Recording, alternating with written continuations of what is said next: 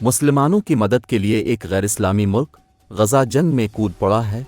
इस मदद ने तमाम दुनिया के मुसलमान ममालिक को शर्मिंदा कर दिया है। ये मुल्क ताकत के लिहाज से अमेरिका को शिकस्त दे सकता है।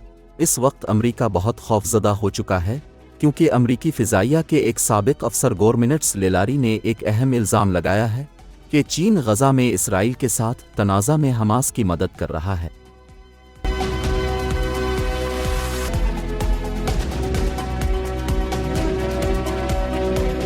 न्यूज़ वीक ने लीलारी के हवाले से इत्तला दी है कि IDF को गजा में जदीद चीनी फौजी हार्डवेयर और हथियारों की एक काबिल ज़िक्र मिक़दार मिली है।